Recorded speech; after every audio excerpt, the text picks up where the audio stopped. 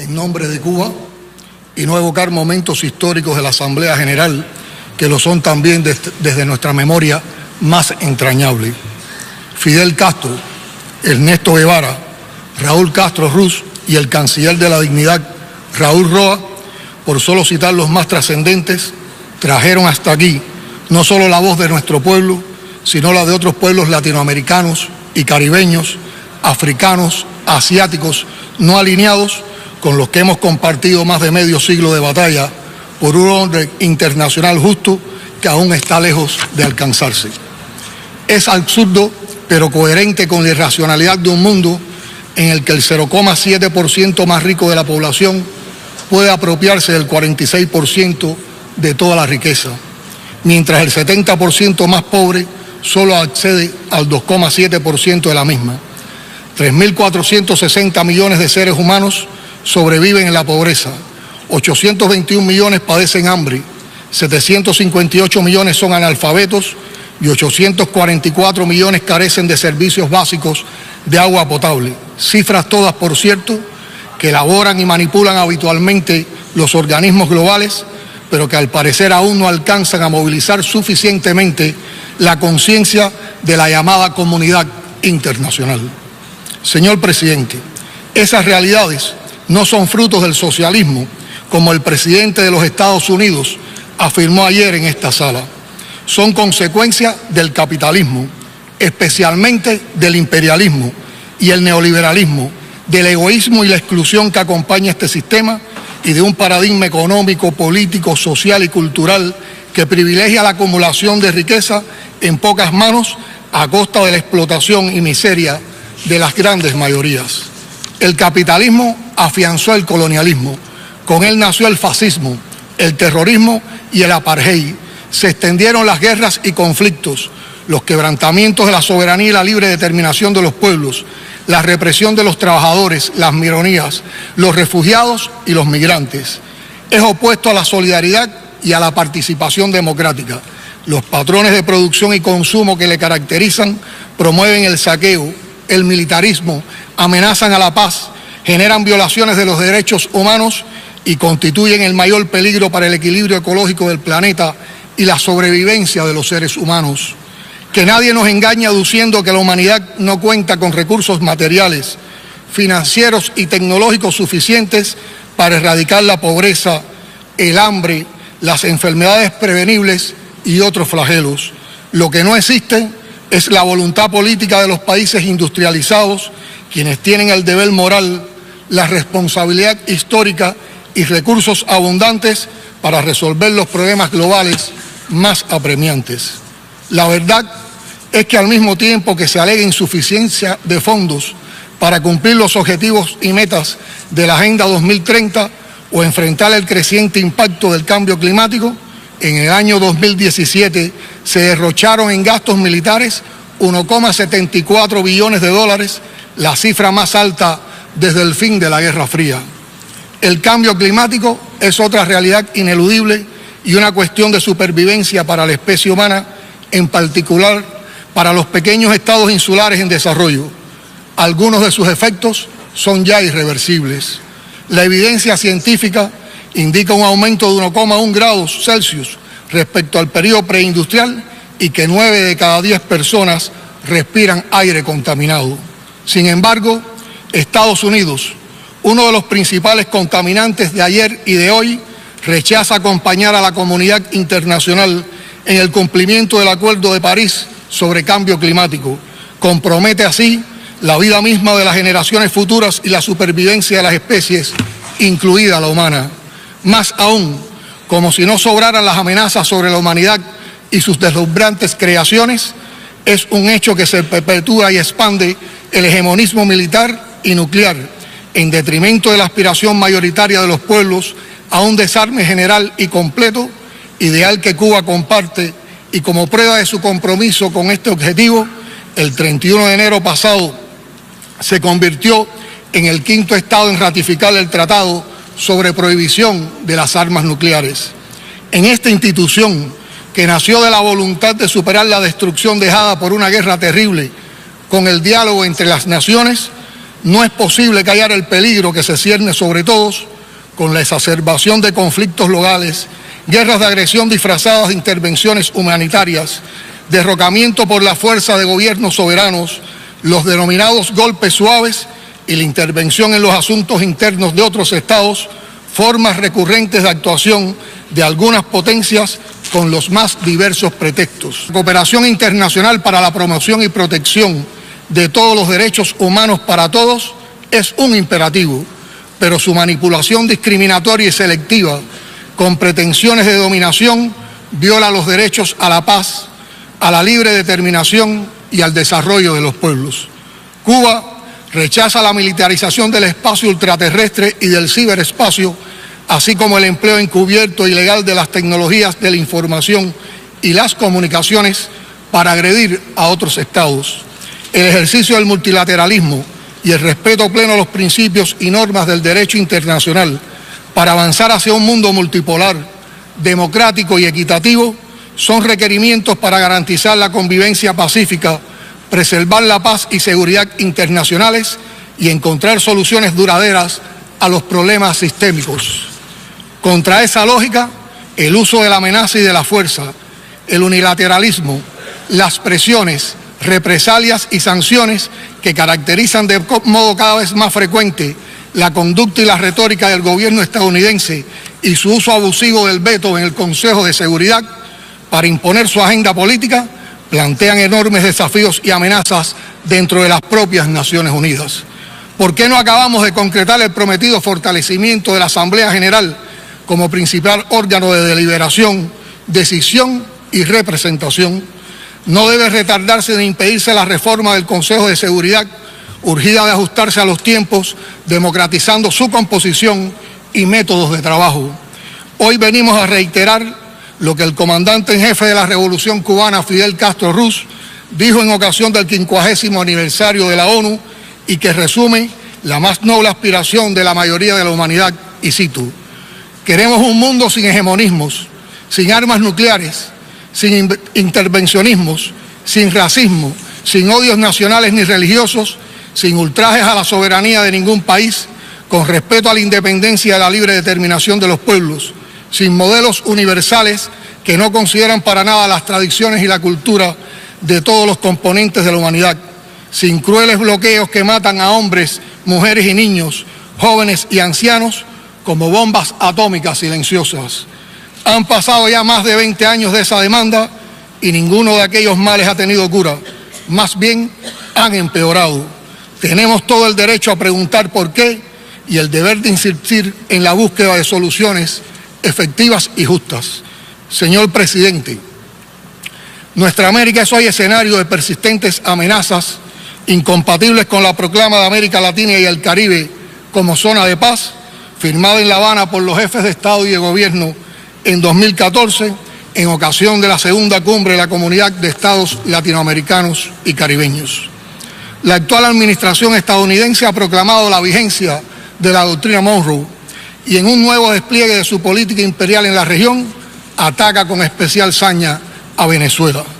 En ese amenazador contexto, queremos reiterar nuestro absoluto respaldo a la revolución bolivariana y chavista, a la unión cívico-militar del pueblo venezolano y a su gobierno legítimo y democrático, conducido por el presidente constitucional Nicolás Maduro Moros. Rechazamos los intentos de intervención y las sanciones contra Venezuela que buscan asfixiarla económicamente y dañar a las familias venezolanas. Repudiamos los llamados a aislar a esa nación soberana que no hace daño a nadie. Rechazamos igualmente los intentos de desestabilizar al gobierno de Nicaragua, un país de paz y donde se han conseguido notables avances sociales, económicos y de seguridad ciudadana en favor de su pueblo. Denunciamos el encarcelamiento con fines políticos del expresidente Luis Ignacio Lula da Silva y la decisión de impedir al pueblo votar y elegir a la presidencia al líder más popular de Brasil. Nos solidarizamos con las naciones del Caribe que solicitan legítima reparación por las horrorosas secuelas de la esclavitud, así como el trato justo, especial y diferenciado que merecen. Reafirmamos nuestro compromiso histórico con la libre determinación y la independencia del hermano pueblo de Puerto Rico. Apoyamos el legítimo reclamo de soberanía de Argentina sobre las Islas Malvinas, Sandwich del Sur y Georgia del Sur.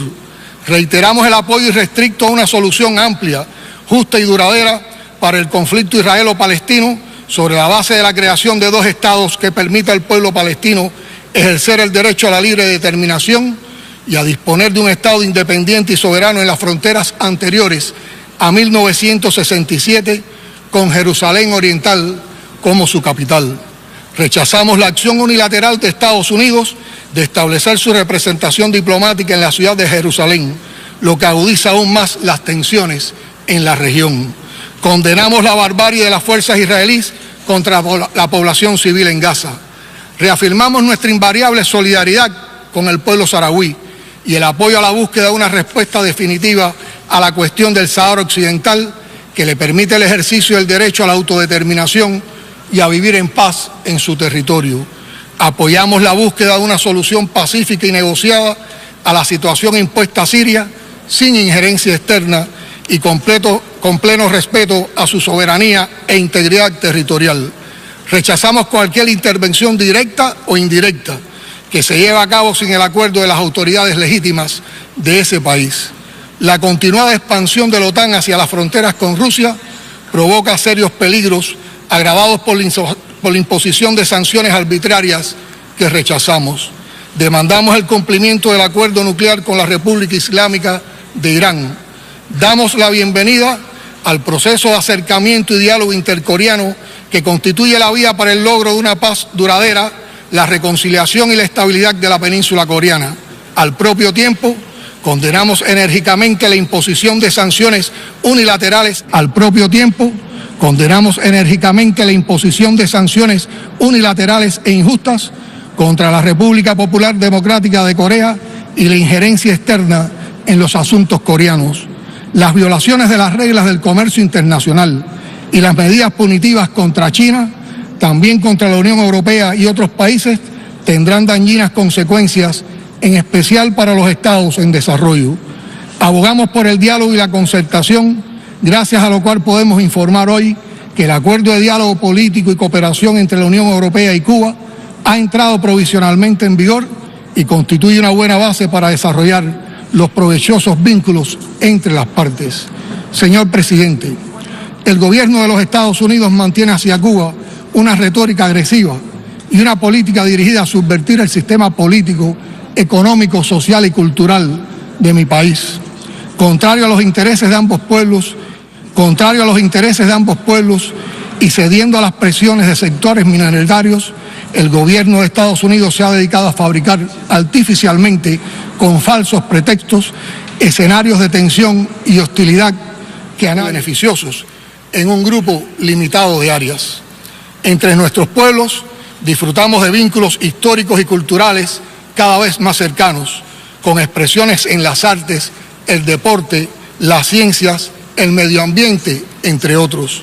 Las potencialidades para una relación comercial fluida son reconocidas y un entendimiento genuino y respetuoso beneficiaría a los intereses de la región.